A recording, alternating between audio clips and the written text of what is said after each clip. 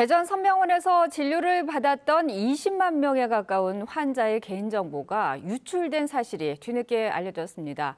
이 병원 측은 이와 관련해서 추가 피해는 아직 발생하지 않은 것으로 확인됐다고 밝혔지만 민감한 개인정보가 어디까지 유출된 것인지 우려스럽다는 목소리도 커지고 있는데요.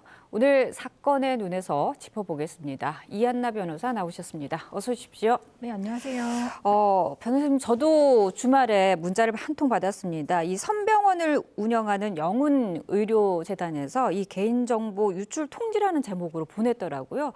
저는 처음에 이게 스팸 문자가 아닌가라는 생각이 들었었는데 뉴스를 보고 이것이 사실이구나라는 걸 알 수 있었는데요. 현재 수사가 진행 중인 것으로 알고 있습니다만 먼저 어떻게 된 사건인지 설명을 좀 부탁드리겠습니다. 네. 주말 병원에서 온 문자로 놀란 분들이 많으실 것 같은데요. 네. 대전 선병원은 말씀하신 대로 20일 토요일에 그 문자와 이메일을 발송을 해서 6월 19일경 병원 그 웹사이트에 해킹 공격이 발생한 사실이 있다고 이제 알려왔습니다. 네. 근데 병원 측에 따르면 다행히 주민등록번호 같은 신상 정보나 환자의 진료나 수술 기록 같은 민감한 개인 정보들은 정말 다행히 이제 별도로 보관을 하고 있어서 근본 해킹으로 유출된 사실은 없다. 그런 의견을 밝혔습니다. 네. 그리고 현재 이 사건은 지금 경찰청 사이버수사대에서 지금 현재 수사는 진행되고 있는 상황입니다. 네. 근데 이 사실 요즘 공공기관에서 이렇게 개인정보 유출 사고가 급증을 하고 있거든요. 근데 살펴보니까 이제 절반 이상이 해킹이란 말이죠. 그렇기 때문에 많은 분들이 이 개인정보를 어딘가에 입력하고 또 했을 때 이제 굉장히 불안감을 느끼세요. 말씀하신 것처럼 집 주소, 전화번호, 심지어는 주민번호까지도 도용이 돼서 이런 스팸이나 해킹 문자가 올 때도 보면은 내 주소를 너무 정확히 이름과 알고 있어서 놀라는 경우도 많은데 이런 상황 괜찮을까요? 안타깝지만 사실 정말 정보가 줄줄 새고 있다라는 표현이 맞는 것 같습니다. 올해의 경우 아직 절반이 채 지나지도 않았는데요. 이미 지난해에 발생한 정보 유출 사건보다 더 많은 유출 사건들이 지금 발생을 하고 있고요. 특히 말씀하신 대로 공공기관에서 해킹으로 인한 정보 유출이 지금 많이 증가한 상황입니다. 기관들도 참 다양한데요. 행정안전부에서 유출된 사건도 있었고, 그리고 교육청, 그리고 사실은 법원에서 지난 5월에 법원 전산망이 해킹된 사건이 있었는데요.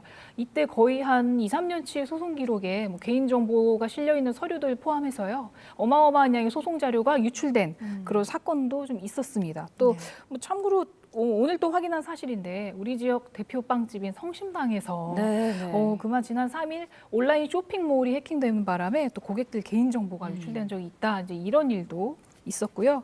이렇듯이 이제 민간하고 기관을 막론하고 개인정보 유출 사건이 지속적으로 늘고 있는 그런 상황입니다. 네.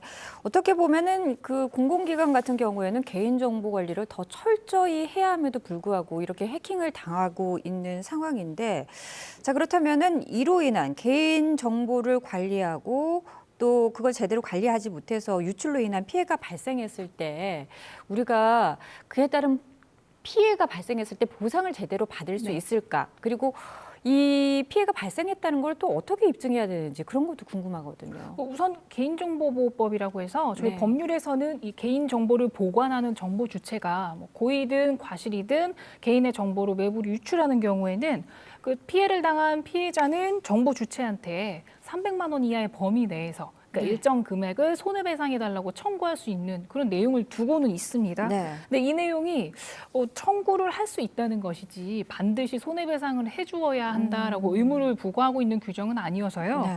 결국은 피해자가 소송을 해서 법원의 판결을 받고 판결문으로 300만 원 범위 내에서 일정 금액을 배상받을 수 있다. 이제 그런 내용인 겁니다.